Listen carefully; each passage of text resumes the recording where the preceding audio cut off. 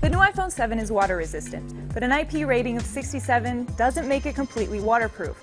In fact, Apple's warranty still won't cover water damage. So spills and splashes may be okay, but anything past that will be at your own risk. Or, in this case, ours. If you've already seen our scratch test, you may recognize this guy. This is an iPhone 7 that has already been through a little bit of torture, but we took it to the Apple Store and they confirmed it is only cosmetic damage and that it wouldn't affect the water resistance. So let's test Apple's actual claim that this thing has an IP67 rating. That should mean it can survive immersed in 1 meter of water for up to 30 minutes.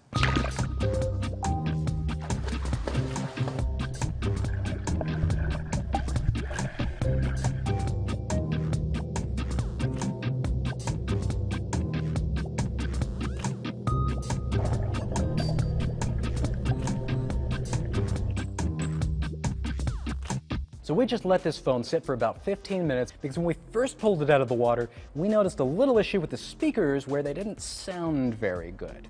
Now we're going to run all of our tests and see how this looks. So far, you can see the screen looks great. Doesn't seem to have any issues with touch here. Got a home button that seems to be working the way it should.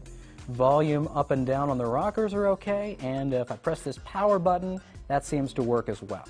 Now if we go over to and place a little bit of music, we're going to see how these speakers sound. Definitely got some volume again. It didn't have that the first time, but I'm only really hearing audio out of the bottom speakers. It's supposed to be stereo.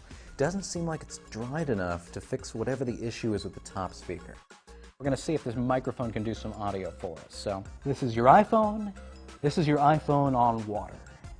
And we can definitely see a waveform there indicating we're getting some audio in. Let's see how it sounds. This is your iPhone on water. Yep, we're definitely getting some audio out. It sounds a little bit staticky though, and I'm still getting nothing from the top speaker. So already we're running into a little bit of an issue. Apple recommends letting it dry out for at least 5 hours after it's been exposed to this much water. But we continued with some real-world testing, starting with underwater photography.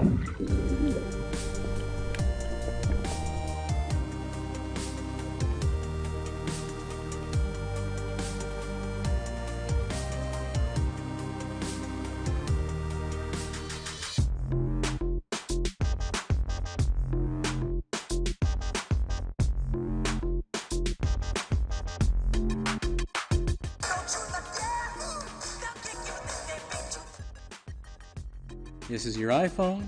This is your iPhone on water. This is your iPhone. This is your iPhone on water. Up next, the dunk test. In case your phone happens to fall into the deep end.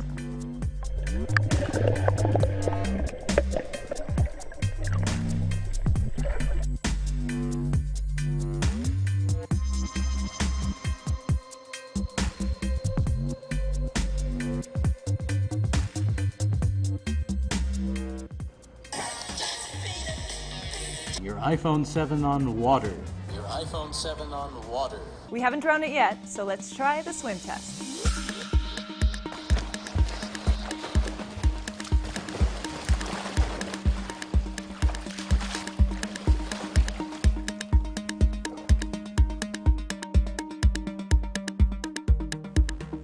So obviously, we're not at the pool anymore, we're back in the office. I'm dry, the phone's dry, and it's had about 24 hours to recover. And while most everything seems to be back to working order, the speakers still aren't in their original condition. The volume's nice and loud again, but next to a pristine iPhone 7, the audio doesn't sound quite as rich. In fact, the high frequencies even sound a little bit jagged. But considering we tested this phone way beyond the rating, I'm actually impressed it's working at all. But your phone may not be as lucky, and speaker damage is definitely a possibility if you push it beyond the limits like we did today. So don't risk it. Never purposely submerge the iPhone 7, and if you happen to by mistake, wait at least 5 hours for it to completely dry before you plug it in again.